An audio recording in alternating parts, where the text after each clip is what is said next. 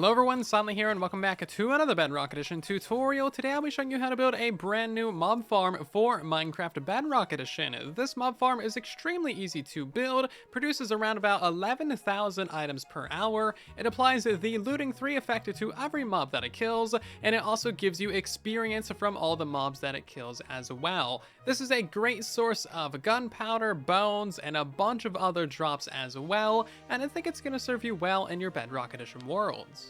Let's take a closer look at this mob farm, shall we? At first look, it might appear very similar to my previous design. However, this one is actually a lot smaller, uses less resources, and overall it's easier to build as well. As you can see, it's not actually that thick, it's just a little bit tall, and it uses a bunch of scaffolding and water. So basically what happens is all of your hostile mobs, like your zombies, creepers, spiders, skeletons, and witches, they will spawn inside the scaffolding, their heads will be inside the water, and then they'll get pushed down into this little drop chute. They'll land on some magma blocks, take a little bit of damage, and then go into our Trident killers, where they'll be killed and the looting 3 effect will be applied to them, as you can see there. And then all of your items and experience will go into this water stream and be sent to the AFK player, where you can collect the experience as you stand there, and all of your items will be put into your storage system. You might not care about how the farm works, but you should care about how many items the farm gets. So in total, you get roughly 11,000 items per hour,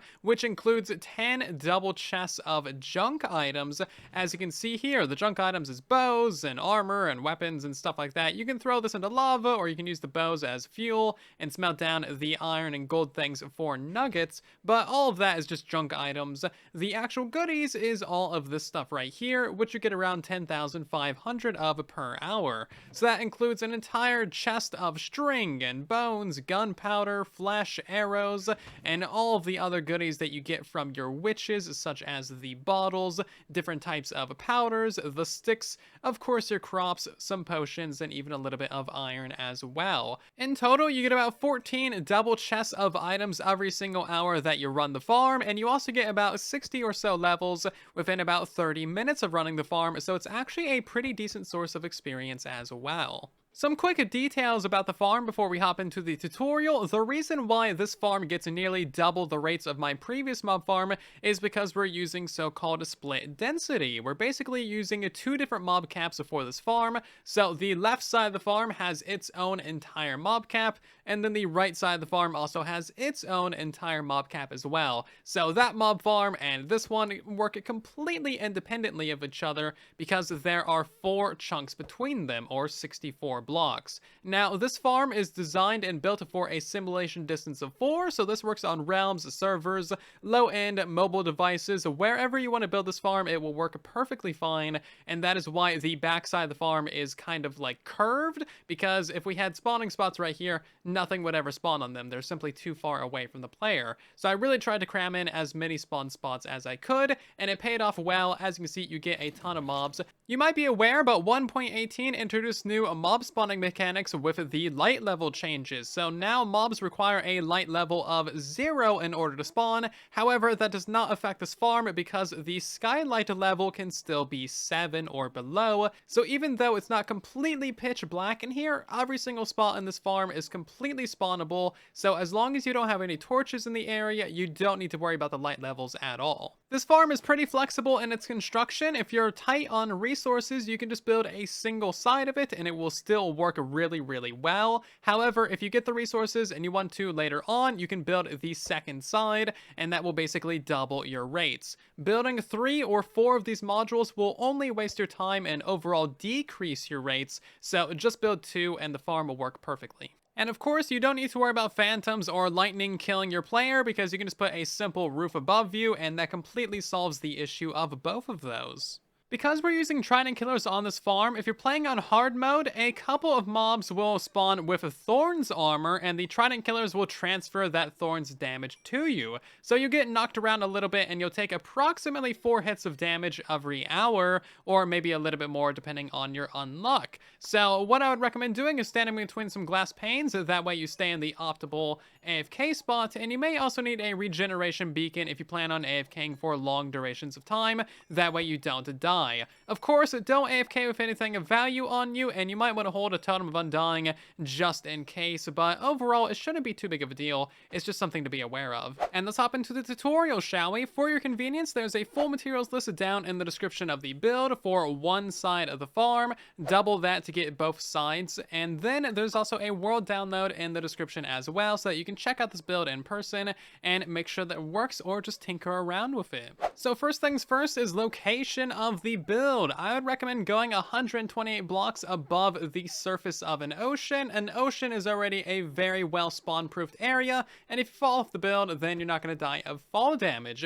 You can build this really wherever you want though. You just want to make sure that you're going about 128 blocks above any of the ground areas or mountains that you might have in the area. That way you already have a natural perimeter around the farm and you don't need to spawn proof anything. The first thing that we're going to do is place down a piece of packed ice at Y level 173. You should be at 173 when you're standing on top of it. Then you want to go up several more blocks until you get to Y layer 191, and this is going to be your AFK spot layer. Just to double check everything, there should be 17 blocks between your bottom packed ice and your top AFK spot. So next up is the most complicated and tedious part of the build, but it's not too bad if you stick with it and work through it. Basically, we need to find some chunk borders, and it's also directional as well.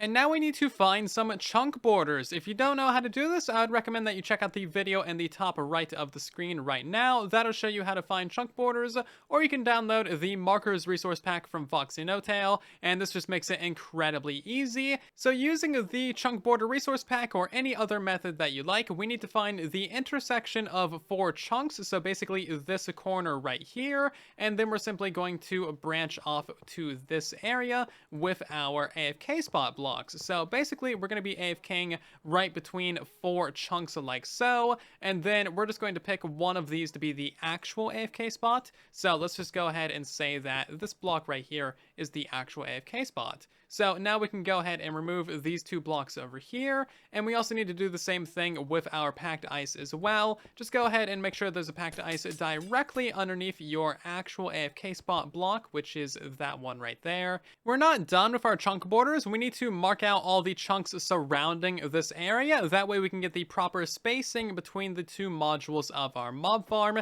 and know that our AFK spot is right between them. If you don't do the spacing of your farm correctly, you're going to be missing out on a huge amount of rates, and you might just completely ruin the farm. So make sure that you're spacing things properly. So what we need to do is we need to turn on our chunk border resource pack or any other method of doing this. And basically what you want to do is you want to go down here to the same layer as your packed ice, or ideally a block below it. That way you're not interrupting it. And basically we're going to be making a bunch of squares right on the inside borders of all of these chunks. So these should be 16 by 16 squares surrounding your AFK spot, and in total we need 8 of these. So this is what our grid square should look like, and of course each one of these is 16 by 16 and perfectly lined up with the chunk borders. So in between these squares is of course a chunk border, as we can demonstrate with the resource pack. So you need to make sure that these are actually properly lined up. Double, triple check this. This is the most important part of the build basically.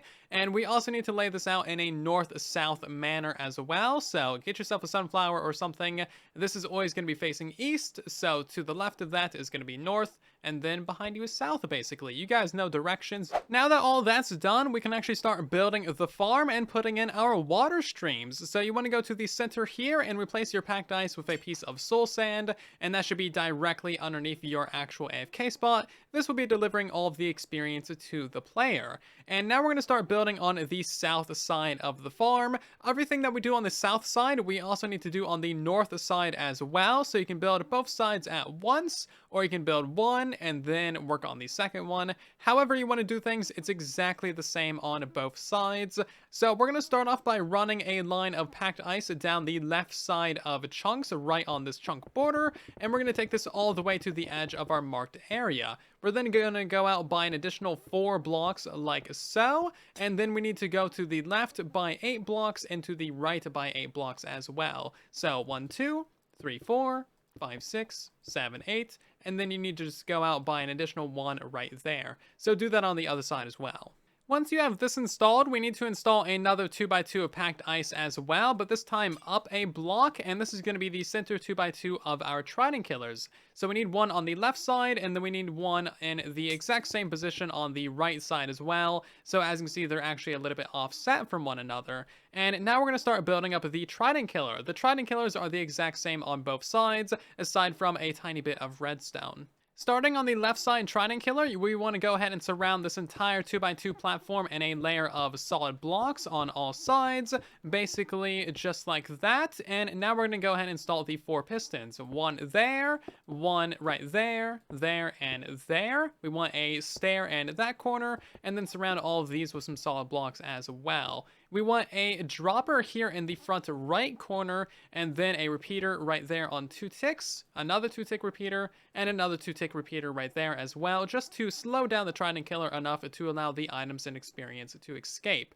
We're going to put ourselves an observer facing that dropper, facing that repeater, that one, and that one as well, and then solid blocks behind all of those like so. You can now go ahead and place in a button right there and put yourself a water bucket into that stair. So go ahead and do that exact same process on the other side as well. And this is what it should look like with both your Trident killers installed. As you can see, the right side has one minor difference. Instead of having a 2-tick repeater right here, we just have a dropper, and then we put the repeater on that side. So the dropper should be on the inside edge.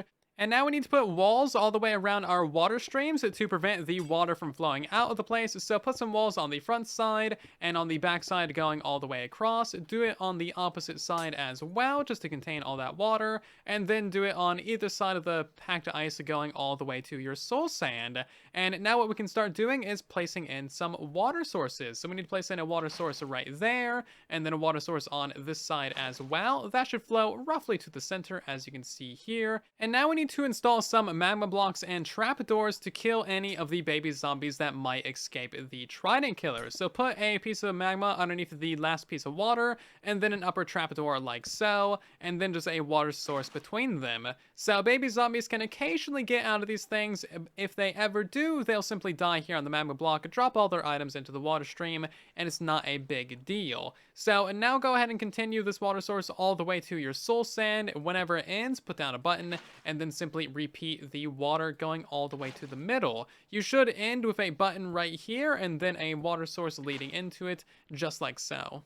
And now we can cover the whole thing with a roof. So on the left side, we need some additional blocks in these 4 locations, and then just a small roof over these areas.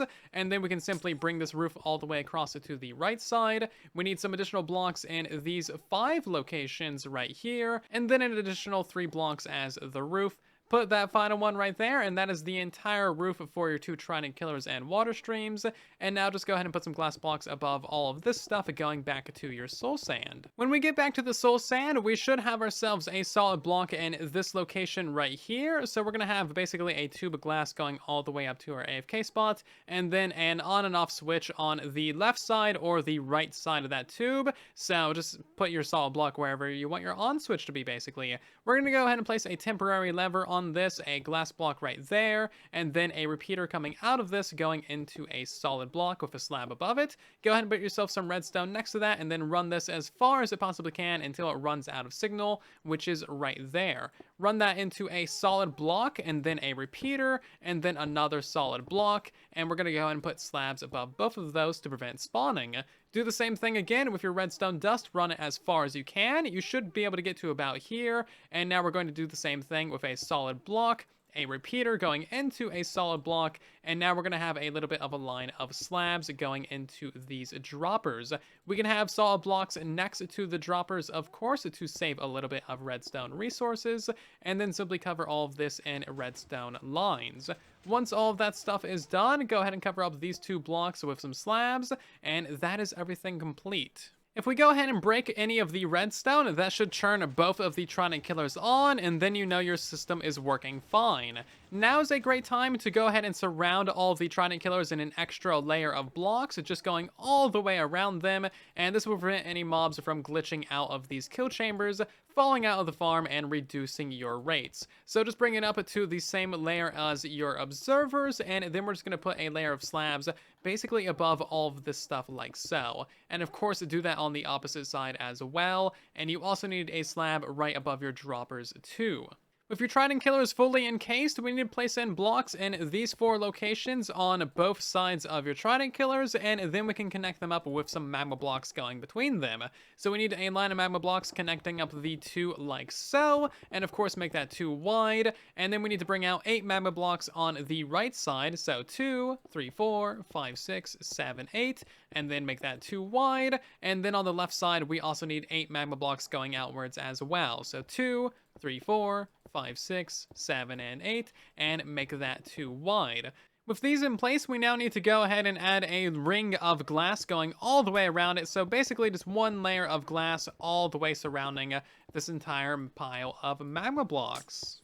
With that 1 layer of glass in place, it's now time to start building the actual spawning platforms themselves. This is pretty much the easiest part of the build. And this is what your spawning platform should look like. As you can see, it is pretty basic. Going towards your AFK spot is a 5 block deep by 34 block wide platform of solid blocks. We have the same thing on the opposite side going away from the AFK platform, but we chop off the corners because nothing can spawn there, so it's better to save time and resources and make it curved. So go ahead and build this exact thing in your Minecraft world, double count everything, make sure it's all exact. When it comes to your spawn platforms, it's very important to make sure that your very furthest block is not above your glass. It needs to be 1 block over from it. That way split density can actually kick in and work optimally. So make sure that your farm is lined up perfectly. These blocks should be a block over from the glass markers that we made at the beginning of the build. And now we just need to put a 2 block tall wall of glass blocks going all the way around the build. This will of course contain the water, and it will contain your mobs as well.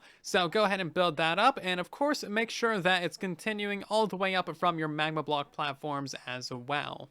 And now you need to cover the platform in scaffolding and some temporary solid blocks as well. My temporary blocks are the gold blocks here, and you need to place a temporary block in all of those locations. That way you can place in the water without much issue. The reason why we need temporary solid blocks here is because ice doesn't melt and turn into water above scaffolding, and you also can't form infinite water sources above scaffolding either. So make sure you have these temporary blocks in place, and do not ever place a water source right here, as that will flood across your entire farm and make way too many water sources. So don't place one there, and don't place one on this side either. Before we finish the spawning platform, we're going to go back down a little bit and place in some water sources on the far right side. Those will turn into bubble columns, and that's fine. They're going to flow to the middle, where we're going to put in some coral fans on the sides of these blocks, and that's going to allow our mobs to drop down into the Trident Killer just a little bit easier. We also need some signs right here to hold in the water from the center water streams, that way it doesn't overflow downwards, and of course make sure that you do this on the opposite side as well. The water streams for the middle section is a little bit special, so go down in here and turn around so that you're lined up with your redstone line. We're going to place in 2 stairs right here, and then on the opposite side, we're going to go over by a block and place in 2 stairs right here as well. That way they're not quite perfectly lined up. Waterlog both of these stairs on either side, and that's going to allow it so that basically none of your mobs will ever get stuck here in the center. There's technically a dead spot of the sand right between these 4 blocks, but that seems incredibly unlikely, and they'll get nudged by other mobs. So this is the best way that I've found to make sure that no mobs get stuck in the center. So the next part is optional. You can go ahead and place in a whole bunch of coral fans on these edges right here. This makes it a little bit easier for your mobs to fall down into the water streams. However, it can get rather expensive pretty quickly. If you need a good farm for coral fans, I have one on the channel. Check out the iCards and the link down below, and that'll give you a lot of fans pretty quickly. So now we need to place in some signs at this layer right here to prevent your water from flowing down into the middle area. So just go ahead and put an entire line of signs going down on the right side and on the left side as well. And this is pretty much what it should look like once you have all that stuff in place. So now that it's all ready to go, we need to go ahead and place in a water source above each one of our temporary blocks. That'll flood the platform. That way all the mobs go to the center area. And that is pretty much as simple as that. And now that all of your water is in place, go ahead and replace all of those temporary solid blocks with scaffolding. And this is what the spawning platform should look like once you are done with it, and that is really all there is to it. We need to build 8 of these spawning platforms in total, and you basically just build them one right on top of the other one. So the spawning platforms really just do go right above the other one, so you just put your next spawning platform right above the water of the one below it, and you need 8 of these in total. So get building. It's going to be a little bit tedious, but it's definitely worth it in the long run. Once you have all 8 layers complete, you need to put a mini roof above the very top one. This will prevent endermen from spawning and kind of messing up the farm, and this will also prevent your mobs from like bouncing up and down and getting slowed down. So basically just put some slabs going all the way across this entire thing, and they need to be above every single water source and above the middle area as well. And this is essentially what the roof should look like. Before we put on the actual roof of the build, we're going to go ahead and toss in the tridents to the trident killers. So you can go ahead and just break in via these 2 glass blocks right here. Throw in a trident. Ideally, this should have impaling 5. Anything that is touching water is affected by the impaling enchantment, and this will really speed up the rate at which things die in your mob farm, giving you better rates. So throw an impaling 5 trident into the left side, and of course into the right side as well. The proper roof of the build is really easy to make. We're going to go ahead and place 3 blocks on top of these lower slabs, and then a layer of leaves directly above this entire slab roof. Basically just going to be one big rectangle that covers the entirety of the slab roof and a little bit more. So basically, this thing should be 34 blocks wide by 12 blocks deep. Technically, you don't need to have slabs above this little section right here where we don't have any spawning spots, but I'm going to fill it in with leaves anyway, just because it looks a little bit nicer, and it makes the rest of the roof a little bit easier to build as well. So go ahead and fill in this entire thing with leaves. And once the entire thing is filled in with leaves, we need to expand it and block out the rest of the light. So this is going to diminish the light just enough, that way it's dark enough on the spawning platforms, and it's also going to allow you to get surface spawns on the top of the farm. If you just put solid blocks right here, then that would, kind of decrease the rates of the farm a lot. Anyway, go to every corner of this rectangle of leaves, and we need to go out by 7 blocks with solid blocks. So that is 3, 4, 5, 6, and 7, and then 3, 4, 5, 6, and 7. Then go ahead and connect up these corners in a diagonal version like so, and do that on every side. And now that you've done that, we just need to go ahead and fill in all of the empty spaces with solid blocks. And that's what the entire thing should look like once all these solid blocks are filled in. And now every single solid block needs a slab above it to prevent things from spawning on the roof of your farm. And there is our roof complete. This thing really is super straightforward. It might just take you a little while to throw that together. And with that complete, mobs will start spawning in your farm. So be careful. You're probably going to have quite a few reigns of mobs down here into your trident killers. As you can see, we can already get a fair few spiders. Now the mob farm itself is done. We're simply going to finish up the AFK spot. And that is super simple. All we need to do is continue this little tube of glass going all the way up to the top of the build to our AFK spot, and then we're simply going to fill in this thing with water sources so that it forms a bubble column. Once you've done that, just go ahead and replace your marker block with a trapdoor, and then go ahead and waterlog that as well. This will allow you to pick up all the experience without actually falling down in there. The on and off switch / redstone line is also incredibly simple as well. You simply have a lever at the top of the farm that goes down and stair steps into your repeater, and that is basically all there is to it. While we're here at the AFK spot, go ahead and put down your glass panes to contain the player and prevent you from getting knocked around, and also add a little bit of a roof above you with some slabs on top of it to stop the phantoms and the lightning. You can also do pretty much anything else that you want right here in the middle of the farm. You could add a storage system or an enchantment table, an AFK fish farm, a brewer, or basically anything that doesn't have to do with mobs or hostile mobs. You can add it here in the middle, put a sugarcane farm. I don't know. Just make sure that you don't light up at these platforms and your farm will work perfectly fine. Item collection for this build is really easy as well. You'll need 3 hopper minecarts underneath your ice stream to collect all the items. If you have less than 3, some of them will skip past and go up the item elevator. So just send these down into whatever kind of storage system that you want. I would highly recommend a non-stackable item sorter. That way you can throw away all the junk items like the bows, the weapons, and armor. And with that, the first section of your mob farm is now done. You can start churning on the farm, holding your looting 3 sword, and as you can see, you're going to start getting items and experience really quickly. As you can see, just a couple of minutes of standing here, not even at the AFK spot, we're already getting a whole bunch of items going through our water streams, and our chests are starting to fill up as well. 2 last minute notes about the farm is, of course, when you are building 2 modules like this, both of the water streams should be riding on the left side of the chunk line. As you can see here, that one's on the left and that one's on the left as well. Of course, the bubble column is only on 1 block, so you're going to have to like zigzag the water stream, and that is super easy to do. You just kind of like send it around the corner, not a big deal. So you need to do that when you have 2 of these built, and then of course whenever you leave the Trident killers running but you log out the game or leave the area, they will not be running when you come back to the area. They're going to shut off. So what you need to do to turn them back on is simply flick the lever to turn them off, and then just turn them back on. So if you ever notice that the Trident killers aren't running after you log out or get kicked from the game or something, just flick the lever and unflick it. If you want to try and squeeze some efficiency out of the farm, you might be interested in replacing this little 2x2 of magma blocks right here with solid blocks. That way your spiders don't die on the magma blocks there, and that way you can kill them with looting to get some more items.